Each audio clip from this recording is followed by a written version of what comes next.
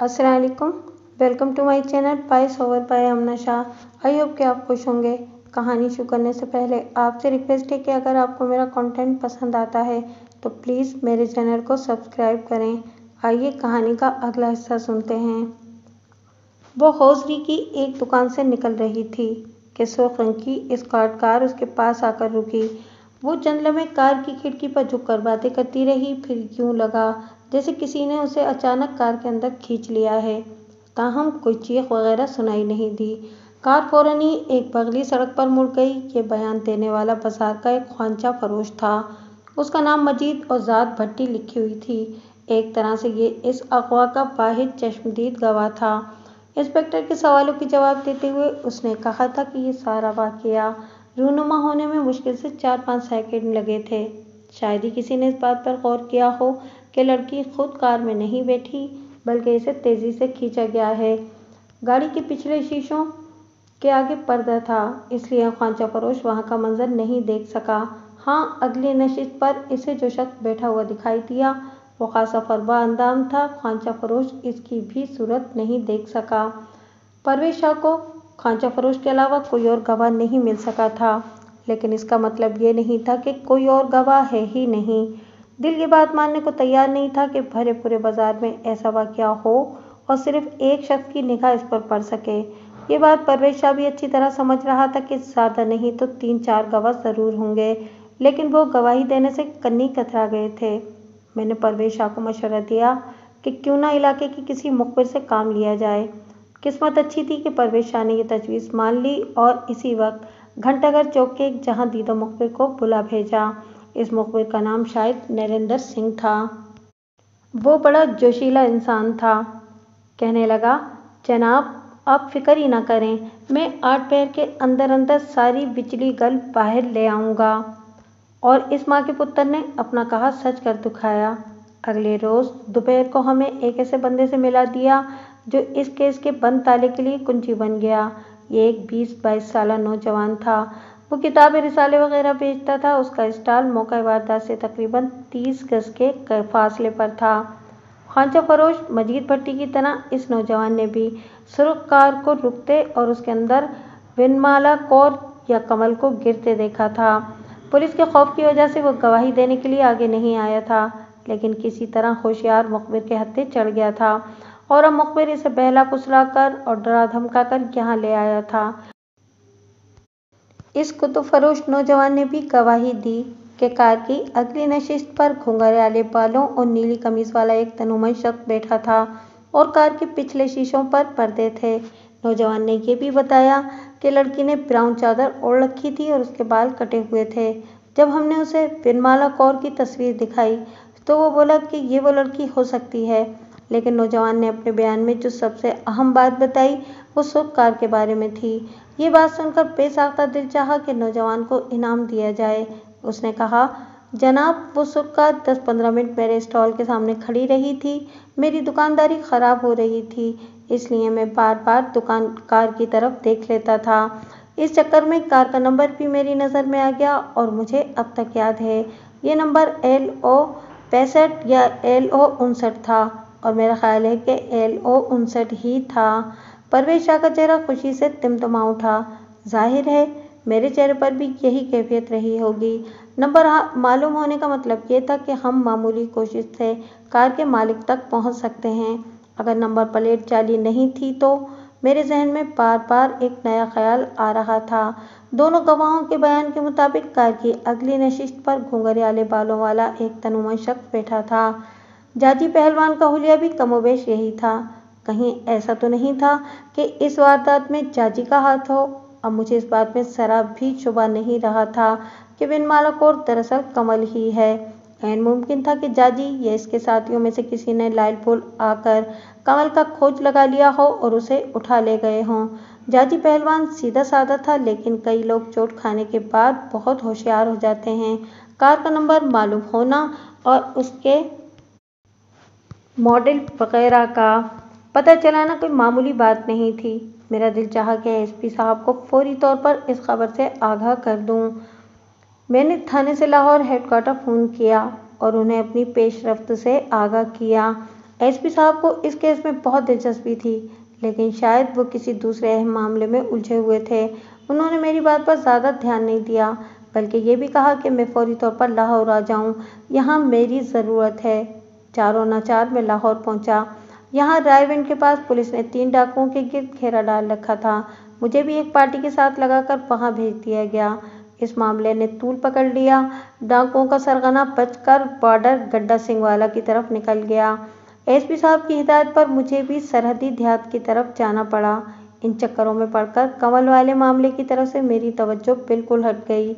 मैंने 1-2 बार एसपी साहब से सरसरी बात की।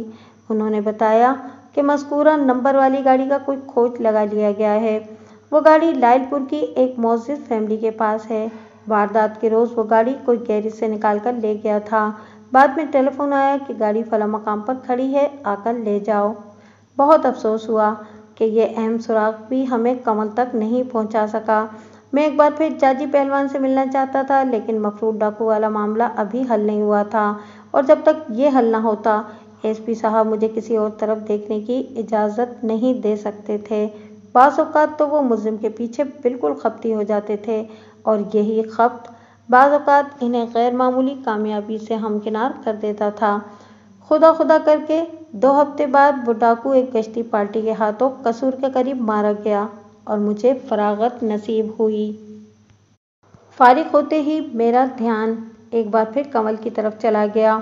ना भी जाता तो बेगम रईसा याद दहानी के लिए मौजूद थी। वो हर कीमत पर बेटी की वापसी चाहती थी, क्योंकि कमल के न मिलने से इसकी दूसरी दोनों बेटियों पर भी बुरा असर पड़ रहा था। आज़ादी किसे प्यारी नहीं होती। बेगम रईसा जैसे लोग जवान बेटियों पर कड़ी नज़र रखते हैं, क्योंकि वो इनके लिए कमाई और शोहरत का जरिया होती हैं। इन्हें सिर्फ इतनी आज़ादी दी जाती है कि वो मर्दों की जेबों पर डाका डाल सकें, लेकिन जहाँ बात आगे बढ़कर मोहब्बत के बाब में दाखिल होने लगे, वहाँ ये माएँ और नानियाँ दीवार बन जाती हैं। कमल ने ये दीवार तोड़ दी थी, लिहाजा रईसा की दूसरी लड़कियां भी परपुर्जे निकाल सकती थीं। यही सबब था कि बेगम रईसा बिला नागा थाने हाजिरी दे रही थी। एक बार फिर मैं मियांवाली जाने के लिए बेगम रईसा की टोयोटा कार पर रवाना हुआ। मेरा इरादा जाजी पहलवान और कारी हफीज से मिलने का था। कमल के सितम का शिकार होकर कारी हफीज साहब भी मुस्तकिल तौर पर गाँव में ही रहने लगे थे। अब इनमें इतनी हिम्मत नहीं थी कि वापस टोहारी दरवाजे जाकर मस्जिद संभालें। हालांकि उन्होंने कोई गुनाह नहीं किया था, मगर नाकामी की शर्मिंदगी भी कम नहीं थी। मैं निकला तो मियांवाली जाने के लिए था, लेकिन रास्ते में इरादा बदल कर लायलपुर की तरफ मुड़ गया। जी में आई कि एक दफ़ा मैं भी इस सुर्ख स्कॉडा कार के मालिक से मिलकर देख लूं। दिन के 11 बजे थे। मैंने सीधा रजिस्ट्रेशन ऑफिस का रुख किया और 10-15 मिनट में गाड़ी नंबर LO 59 का एड्रेस मालूम कर लिया। ये लायलपुर की ही एक फैशनेबल बस्ती थी। 1.5-2 कनाल की कोठियाँ थीं। बहुत सी कोठियाँ बन भी रही थीं। हम मामूली कोशिश से वो कोठी ढूंढने में कामयाब हो गए, जिसके गेट पर चौधरी इफ्तिखार हुसैन चट्टा की नेम प्लेट लगी हुई थी। मैंने गाड़ी से उतरकर काल बेल बजाई। गेट के ऊपर से पोर्च में निगाह पड़ रही थी। यहाँ वो सिर्फ स्कॉडा कार मौजूद थी, जिसकी नंबर प्लेट पर LO 59 दर्ज था। एक मुलाजिम ने दरवाज़ा खोला। मैंने बतौर इंस्पेक्टर तारुफ कराया तो वो मालिक को बताने अंदर चला गया। थोड़ी देर बाद हम यानी मैं, रईसा और बिस्वाजीत मालिक मकान के रूबरू बैठे थे। ये एक नीम गंजा मोतबर सा शख्स था। मेरी वर्दी देखकर बिल्कुल नहीं घबराया। ऐसे शख्स से बात करते हुए बहुत मोहतात रहना पड़ता है। मैंने इससे पूछा कि क्या उन्होंने कार गुम होने की रिपोर्ट दर्ज कराई थी। वो बोला, इंस्पेक्टर साहब, मैं सब कुछ तुम्हारे अफसर को बता चुका हूँ, और इंस्पेक्टर परवेज शाह भी 2 दफ़ा मेरा बयान लेकर गया है।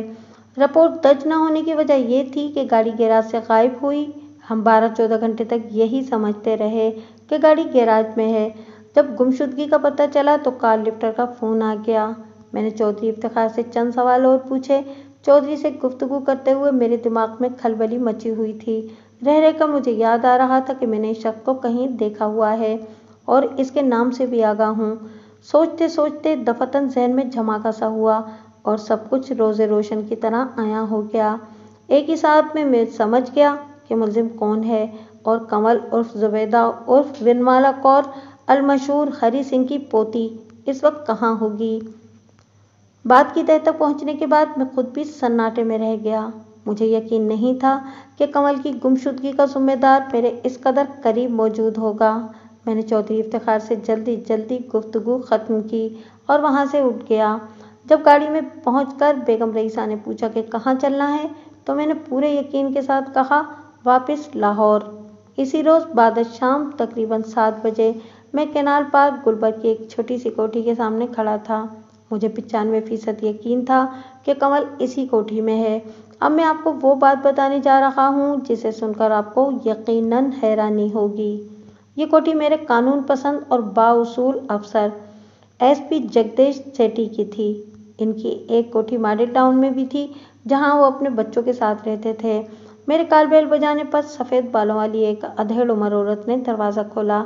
ये सेठी साहब की कोई नई मुलाजमा थी। मैं साहब के हुक्म पर यहाँ आया हूँ। घर में एक मुलाजमा सूरत लड़की भी मौजूद थी, लेकिन वो सूरत नज़र नहीं आई जिसने कई माह से हमें तिगनी का नाच नचा रखा था। मैंने पूछा, माँ जी, कमल बीबी कहाँ है? मेरा तीर निशाने पर लगा। औरत ने अपने सफ़ेद सर पर दुपट्टा दुरुस्त करते हुए कहा, वो भाई को लेकर बाजार गई है, अभी आती ही होगी। किस भाई को? मेरे बेटे को। वो इसे भाई कहती है, और कहती भी क्या है, सचमुच भाई समझती है। जान छिड़कती है इस पर। बड़ी नेक रूह है, अल्लाह उसे शादो आबाद रखे। मेरा तो रुआं रुआं उसे दुआ देता है। इतनी मोहब्बत दी है हमें कि सगे रिश्ते भी क्या देंगे। मुझे माँ कहती है तो लगता है कि ज़बान से नहीं कलेजे से बोल रही है। औरत की आंखों में आंसू आ गए। नाक से सू सू की आवाज़ निकालकर बोली, बड़ी दुखी है बेचारी। बाप बचपन में ही छोड़कर चला गया, माँ ने दूसरी शादी कर ली। सौतेले बाप ने शराब के नशे में मारना पीटना शुरू कर दिया। घर से निकलकर गली में आई तो इज्जत के लुटेरों ने भू सूंघ ली। कोने खुदरों में छुपती रही, दर बदर भटकती रही और पेट की आग बुझाने के लिए घरों में छोटे मोटे काम करती रही। भला हो साहब जी का कि इसे बचाकर इस चार दीवारी में ले आए। औरत के आंसू देखकर मुझे अफसोस के सिवा और मैं क्या कर सकता था। इस बेचारी को मालूम नहीं था कि वो एक ऐसी दुखियारी के लिए रो रही है जिसने एक जग को दुखी कर रखा है। वो शैतान की अजीज कहीं बेवा है, कहीं महाराजा की पोती है, कहीं यतीम है और कहीं सरापा कयामत। मैं तकरीबन पौन घंटे इस दर्दमंद औरत से मसरूफ़ गुफ्तगू रहा। इसकी बातों से ये बात साबित हो गई कि हमारे मोहतरम एसपी जनाब जगदीश सेठी साहब शिकार करते करते खुद शिकार हो गए हैं, यानी खुद अपने दाम में सयाद आ गया। वो 18 वर्ष की नागन जिसका कांटा पानी नहीं मांगता, एसपी साहब पर अपना फन फैला चुकी थी। और ये ऐसी अनहोनी बात थी जिस पर मैं जितना भी हैरान होता कम था। अचानक दरवाजे पर बेल हुई। मेरे साथ साथ बूढ़ी मुलाजमा भी चौंक उठी। जवान लड़की तेजी से बैरूनी दरवाजे की तरफ गई। दरवाज़ा खुला और फिर वो सरापा कयामत मेरे सामने थी, जिसके दीदार की हसरत मेरे लिए मुसीबत बनती जा रही थी। लंबी और स्मार्ट, वो किसी तीर ही की तरह तीखी थी। वो पैदल चलती हुई आई थी, इसलिए गाल सुर्ख थे और रेशमी बालों की कुछ लटें अरकालूद गर्दन से चिपकी हुई थीं। वो वाकई पहली झलक में दिल मोह लेती होगी। रेशमी बुर्का उसने अंदर घुसने से पहले ही उतारकर अपने भाई को थमा दिया था। दुपट्टा कंधे पर था और लगता था कि जैसे सिर्फ शो के लिए डाला हुआ है। Oh my God! उसने नाक सुकेड़कर भारी हैंडबैग कंधे से उतारा। उफ तौबा, टांगें टूट गई हैं। वो जल्दी से आगे बढ़कर एक कुर्सी पर ढेर हो गई। गर्दन का पसीना चिकनी जिल्द पर तेजी से मंजिलें तय कर रहा था। वो मेरी मौजूदगी को नज़रअंदाज करके बड़ी बेतकल्लुफ़ी से गिरेबान में फूंके मारने लगी। बूढ़ी औरत ने जल्दी से उठकर पंखा तेज कर दिया। अपने गरीब सूरत भाई के हाथों ठंडे पानी के 2 गिलास घटाघट पीकर उसने पहली बार तवज्जो से मेरी तरफ देखा और सवालिया नजरें बूढ़ी औरत पर गाड़ दीं। बूढ़ी औरत ने मेरा तारुफ कराते हुए कहा, इंस्पेक्टर है, साहब जी से मिलने आया है। कब तक आ जाएंगे वो? आखिरी जुमला उसने कमल से कहा था।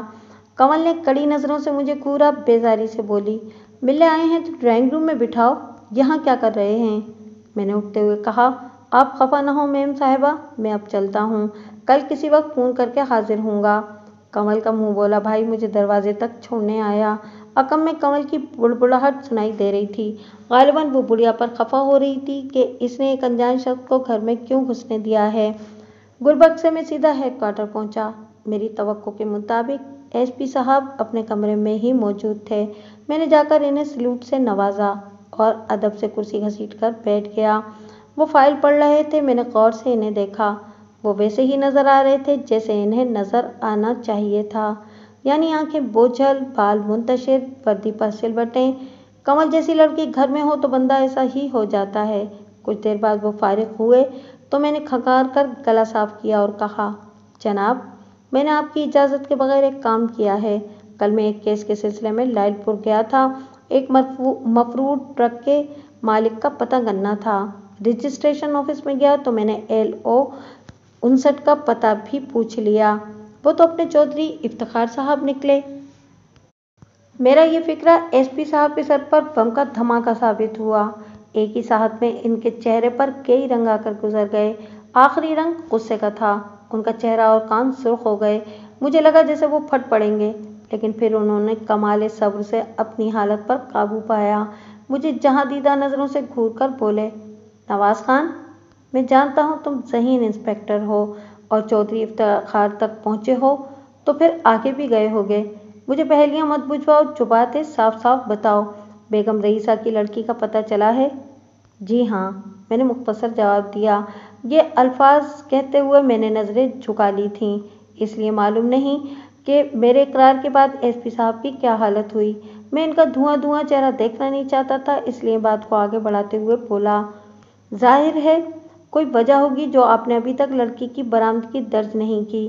बहरहाल इस केस को आप मुझसे बेहतर समझते हैं। मैं तो ये माजरत करने आया था कि मैं तफ्तीश के चक्कर में आपसे पूछे बगैर चौधरी इफ्तिखार तक और फिर आपके घर तक चला गया।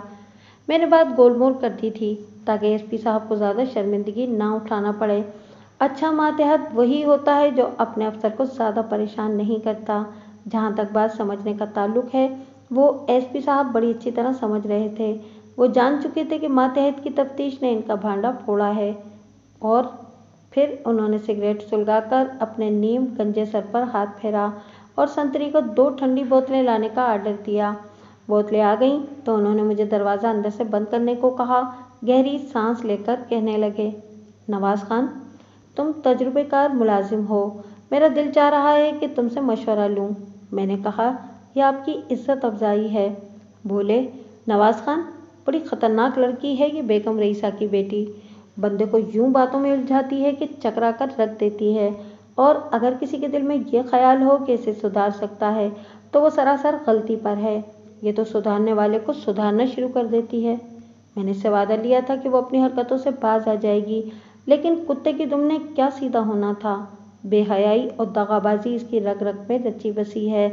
मैं तो इसके लक्षण देखकर हैरान रह गया। किसी शख्स को वो माफ़ नहीं करती। तुम घर गए हो तो इस लड़के से मिले होगे जिसे वो भाई कहती है। अब वो भाई भी आंखों में सुरमा लगाता है, उल्टे सीधे बाल बनाता है और बात बात पर दांत निकालता है। पता नहीं क्या शय है वो लड़की। मैं SP साहब के दिल की बात अच्छी तरह समझ रहा था। SP होने के बावजूद वो बंदा बशर थे। 5-6 वर्ष पहले रनवे भी हो चुके थे।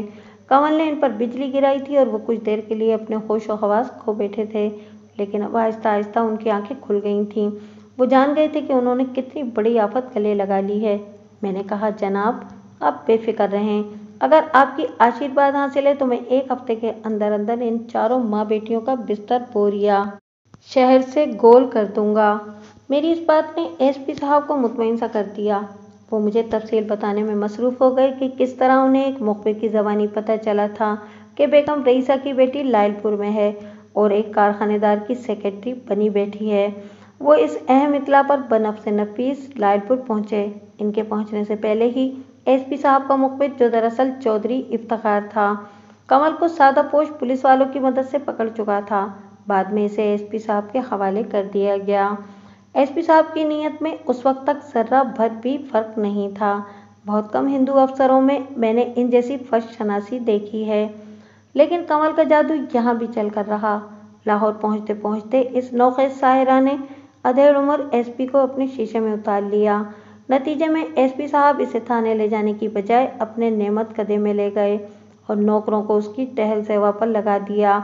जब मैंने इन्हें लाइलपुर से फ़ोन करके बताया कि मुझे सुर्ख रंग की कार का सुराग मिला है तो जनाब SP साहब घबरा गए।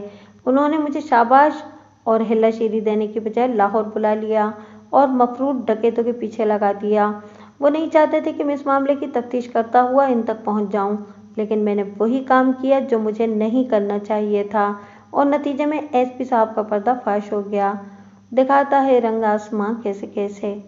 मैंने एसपी साहब से जो वादा किया था वो पूरी तरह निभाया।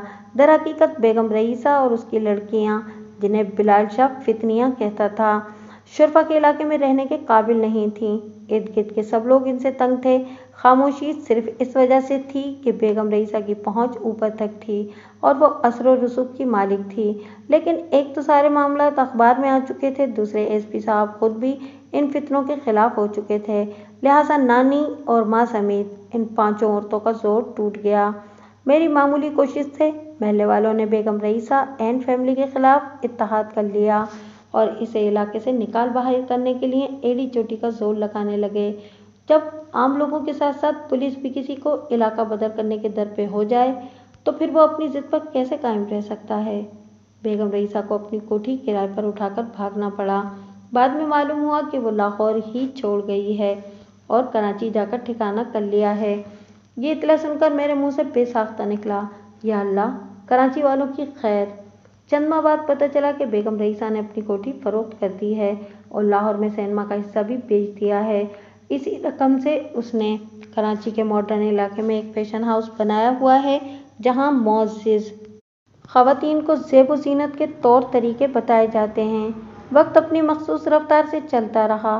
धीरे धीरे बेगम रईसा और उसकी लड़कियों की कहानी लोगों के जहन से महव हो गई।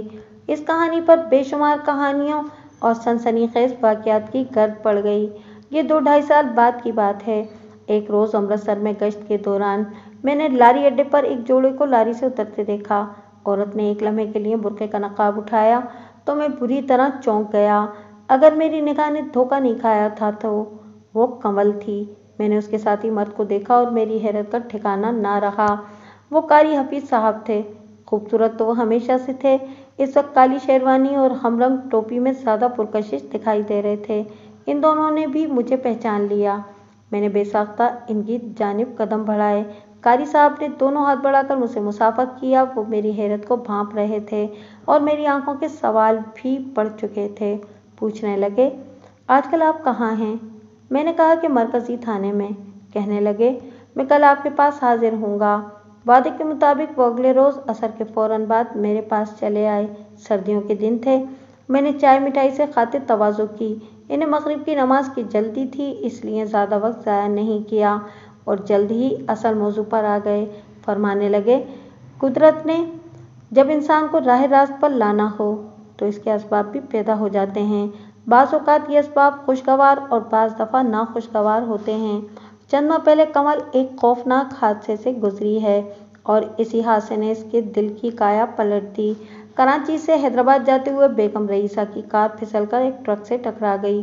कार में बेगम रईसा के अलावा इसकी बड़ी बेटी जमीला, कमल की नानी और ड्राइवर शामिल थे। हादसा इतना संगीन था कि कमल के सिवा वो चारों मौके पर ही हलाक हो गए। कमल दरवाज़ा खुलने से दूर जा गिरी। इसका जिंदा बचना किसी मौजिज़े से कम नहीं था। हैरानकुन तौर पर इसे मामूली चोटों के अलावा कोई जिस्मानी नुकसान भी नहीं पहुंचा। इस हादसे ने कमल की ज़िंदगी का रुख बदल दिया। वो पिछले गुनाहों से ताइब हो चुकी थी और 5 वक्त की नमाजी एक बापर्दा लड़की बन चुकी है। पिछले दिनों उसने अपने एक रिश्तेदार बुजुर्ग के ज़रिए मुझसे राब्ता कायम किया और कहा कि वो अपनी गलती पर बहुत शर्मिंदा है और मुझसे मिलना चाहती है। चंद रोज़ बाद वो मुझसे मिली। मैं उसकी बदली हुई कैफियत देखकर जहाँ बेहद हैरान हुआ, वहाँ खुशी भी हुई। कमल ने ख्वाहिश जाहिर की कि एक अच्छी ज़िंदगी गुजारने के लिए इसे एक अच्छे सहारे की ज़रूरत है। कमल के सरपरस्त ने भी इस सिलसिले में मुझसे बात की। इस गुफ्तो शुनीद का नतीजा ये निकला कि हमारी शादी तय हो गई है और परसों बरोज़ जुमा मसनून तरीके के मुताबिक निकाह होगा। वलीमा चंद रोज़ बाद मियांवाली में होगा और इसमें आपको मेरी जानिब से बाइसरार दावत है। कारी हफीज़ के सुर्ख व सफ़ेद चेहरे पर सुकून व इत्मीनान था। इस कैफियत को देखकर अंदाज़ा हो रहा था कि आखिर जीत नेकी की हुई है और बदी की वो ताकत जिसे नए नए किले फतेह करने का जुनून था, एक नेक अच्छे शख्स की अच्छाई के सामने सरनिगूं हो गई है। کمل عرف ونمالا کی کہانی ابھی ختم نہیں ہوئی۔ اس عجیب و غریب لڑکی نے آخرکار قاری حفیظ احمد سے شادی کا فیصلہ کر لیا تھا اور مکمل طور پر ایک بدلی ہوئی لڑکی نظر آتی تھی۔ چند روز بعد قاری صاحب سے اس کی شادی بھی ہو گئی۔ ولیمہ میاں والی میں ہوا اور اس کے بعد دولہا دلہن واپس امرتسر چلے گئے۔ میں نے کمل کی زندگی کے کچھ ڈھکے چھپے گوشوں سے پردہ اٹھانے کی کوشش کی ہے۔ میرا خیال ہے کہ یہ تحریر پڑھنے کے بعد آپ کے سامنے کمل کا کردار پوری طرح کھل جائے گا۔ قاری صاحب امرتسر کی ہی ایک مسجد میں امامت کر رہے تھے۔ میرے تھانے سے ان کی مسجد کا فاصلہ 1-1.5 میل تھا۔ قاری صاحب کی رہائش مسجد کے پاس رہی تھی۔ اکثر آتے جاتے ہماری ملاقات ہو جاتی تھی۔ قاری صاحب اپنی نوبہتہ بیوی کی طرف سے بالکل مطمئن اور خوش نظر آتے تھے۔ ایک دن وہ مجھے چائے پلانے اپنے گھر لے گئے۔ میں سادہ لباس میں تھا۔ ہم بیٹھک میں بیٹھ کر بے تکلفی سے باتیں کرنے لگے۔ در حقیقت امرتسر میں ہم دونوں ہی نئے تھے، اس لیے ایک طرح کا نیا پن محسوس ہوتا تھا۔ ویسے بھی مولانا خوش اخلاق آدمی تھے۔ ہماری گفتگو کے دوران کمل نے دروازہ کھٹکھٹایا اور قاری صاحب نے اٹھ کر دروازے کی اوٹ سے چائے کے برتن لے لیے۔ کمل اب مکمل پردہ کرتی تھی۔ میں تقریباً 1 گھنٹے تک قاری صاحب کے گھر رہا۔ اس دوران گاہے بگاہے کمل کی چوڑیوں کی جھنکار سنائی دیتی رہی۔ نہ جانے کیوں میرا دل چاہ رہا تھا کہ قاری حفیظ سے ان کی گھریلو زندگی کے بارے میں بات چیت کروں اور ان سے کمل کے بارے میں پوچھوں۔ دراصل میرے ذہن میں بار بار یہ بات آ رہی تھی کہ قاری صاحب کو کمل پر ایسا اندھا اعتماد نہیں کرنا چاہیے تھا اور اس پہ نگاہ رکھنی چاہیے تھی، بلکہ میرے خیال میں تو قاری صاحب کو شادی میں بھی اتنی جلدی نہیں کرنی چاہیے تھی۔ بظاہر کمل میں اب کوئی عیب نظر نہیں آتا تھا اور اپنے خاندان پر بیتنے والے حادثے کے بعد وہ مکمل طور پر شرافت کی پتلی دکھائی دیتی تھی، مگر نہ جانے کیوں مجھے کسی وقت دال میں کالا نظر آتا تھا۔ کمل اب قاری صاحب کی بیوی تھی اور شوہر کے سامنے بیوی کے بارے میں زبان کھولتے ہوئے ہر بندے کو احتیاط کرنی چاہیے۔ میں بھی احتیاط سے کام لے کر واپس آ گیا۔ تاہم دل میں یہ ارادہ کر لیا کہ کسی نہ کسی طرح قاری صاحب تک اپنے خیالات ضرور پہنچاؤں گا، اور پھر وہی ہوا جو میں نے سوچا تھا۔